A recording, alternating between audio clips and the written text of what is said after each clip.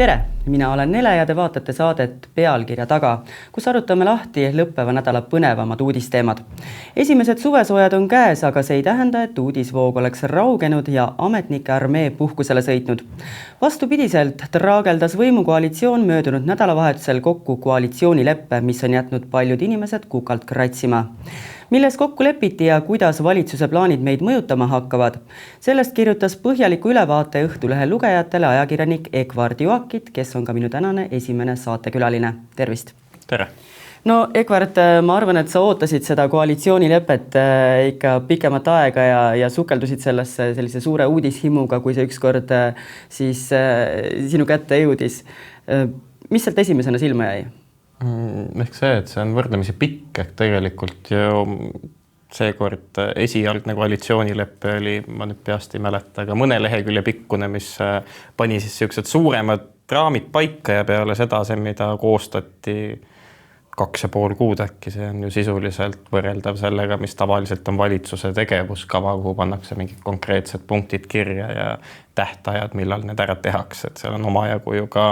eelnõusid, mis tegelikult on ammu juba menetluses või on olnud ammu plaan need ära teha, et mida tavaliselt koalitsioonileppesse sisse ei kirjutata, aga kuna seekord oli aega 2,5 kuud seda kõike teha, siis pandi sinna kirja sisuliselt kõik, et kuuldavasti alguses oli ka 80 lehekülge pikk, et kuidagi see suudeti 50 peale kärpida, lõpuks ikkagi selline tohutu tekstimassiiv. No seal on 2 asja, millest me kindlasti täna rääkida võiksime. Esimene on see, et üllatavad asjad, mis sinna kirja said ja mida oodata ei osanud, ja teine pool siis asjad, mis ümber pöörati kuidagi. Mis on need esimesed asjad, mis ümber pöörati, mida me ootasime sellest leppest, aga mida seal ei olnud või mis oli mingil kujul muudetud? No üllatav asi, mida ümber pöörati, on eks ole see, et hooldereformist ju tegelikult keegi midagi ei rääkinud, aga vähemalt mingil määral koalitsioonileppega seda ümber pöörama minnakse, et enam ei pea keskmise pensioni eest hooldekodu kohta tagama kohalikud omavalitsused riigi kaasabil, aga teisalt nagu on järgnevatel päevadel peale selle leppe avalikustamist selgunud, siis poliitikud vist ise ei saanud ka väga suurepäraselt aru, mida nad sinna kokku kirjutasid ja nüüd nad üritavad nagu kuidagi kombineerida, mida see punkt seal täpselt tähendab ja kuidas see kõik välja hakkab nägema. Samamoodi võib-olla siis positiivsema poole pealt see, et laste pealt hakatakse automaksu soodustust arvestama, sellest ju ka tegelikult ei olnud ajakirjanduses enne leppe avaldamist juttu. Leppes küll ei ole ka kirjas, mis summa see on, aga peaminister on välja öelnud, et väidetavalt see summa on siis 100 eurot lapse kohta. Eks siin ole veel palju lahtised otsi, palju see maksma hakkab ja kas ikkagi riigieelarve läbirääkimistel õnnestub see 100 eurot välja pigistada ja kas see 100 eurot on siis näiteks ühe auto kohta peres või kui peres on 2 autot, kas siis mõlemale kehtib see, et seal on kõik detailid vaja veel paika loksutada. Nagu sa oma artiklis ka öelnud olid, siis tegelikult selliseid, ütleme, lahtisi otsi oli nagu palju jäetud, kus nad ise saavad endale tekitada siis taganemistee või põgenemisruumi, ütleme siis nii, et tõepoolest mingisugused sellised punktid, nagu see sama automaksu teema, et millest on hiljem hea taganeda või öelda, et tegelikult see märkimisväärselt ei muudagi mitte midagi. Ja muidugi vaadates, kui suur aplavaa lahti tõmmati selle automaksu soodustuse üle, siis mina ei usu, et nad sellest taganevad, et pigem on küsimus, et kas õnnestub see 100 eurot välja pigistada või koalitsiooni riigieelarve läbirääkimistel jõutakse lõpuks järeldusele. 100 päris ei saa, aga saab 90, aga see on peaaegu sama asi, aga seda, et see nagu täitsa ära kaoks, kahtlen sügavalt. Neid punkte, mis hakkavad meie elu mõjutama, selle koalitsioonileppe järgi oli veel seal päris mitmeid. Räägime transpordist natukene. Transpordist võime rääkida seda, et sisuliselt koalitsioonileppest tuli välja asi, mis ei ole nagu tegelikult väga poliitikute teha, vaid sellega tegeleb ju Eesti Raudtee ehk Tallinn-Tartu raudtee remont hilineb võrreldes võib-olla esialgsega lausa 1,5 aastat, aga võrreldes viimase infoga, mis tegelikult pärines ju circa 30 päeva tagusest ajast, lükkub see veel aasta aega edasi, ehk Tallinn-Tartu raudtee saab täielikult elektrifitseeritud alles 2026 aasta lõpuks. Mis on üsna pikk aeg, kui vaadata, et praegu rong Tallinnast Tartusse sõidab 2 tundi ja 45 minutit, samal oli isegi buss sõidab kiiremini, rääkimata autost. Et Tartus rongiga käijatele see ei ole ilmselt hetkel meeldiv uudis ja väiksema nüansina, aga uus suursaarte vaheline praam tuleb circa mõni kuu hiljem, kui esialgu plaanitud, aga see ei ole võib-olla siuke suur pauk, et suur projekt hilineb 2 kuud, et see on tavaline. No räägime nendest suurtest paukudest siis nii-öelda, räägime maksutõusudest, mis toredat on meid veel ees ootamas, mis tõepoolest hakkab igapäevaelu mõjutama igal inimesel, kes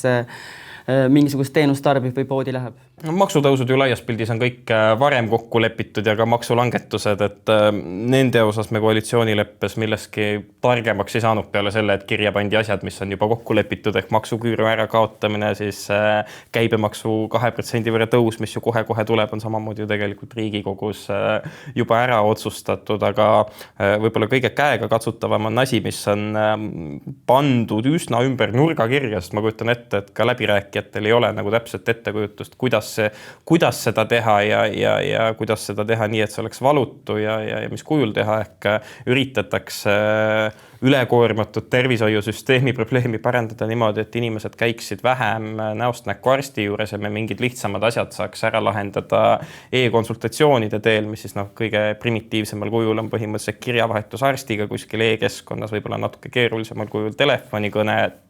et ma kujutan ette, et eesmärk oleks seda kõike teha kuidagi niimoodi, et tervishoiu kvaliteet ei langeks, aga samal ajal inimene, kelle lapsel on nohu, ei roniks selle lapsega sinna arsti juurde ja kulutaks siis ütleme sellist pooletunnist vastuvõttu akent ära, aga taaskord see võtab ilmselt omajagu aega, et seal kõik mingid analüüsid ja plaanid täpselt paika loksutada, kuidas see kõik toimima hakkab. Millise võimuliidu partneri nägu sinule isiklikult kõige rohkem sellest leppest läbi kumas? Kui halba nalja teha, siis sealt kumab läbi Kristina Kallase ja haridusministeeriumi nägu, sest see haridusministeeriumi poliitika osa selles leppes oli massiivne ja kuuldavasti see oli nagu üks osa, mida oli veel võrreldes esialgsega tugevalt kärbitud, et miskipärast Kristina Kallasel oli tugev soov panna kirja sinna absoluutselt kõik, aga laias plaanis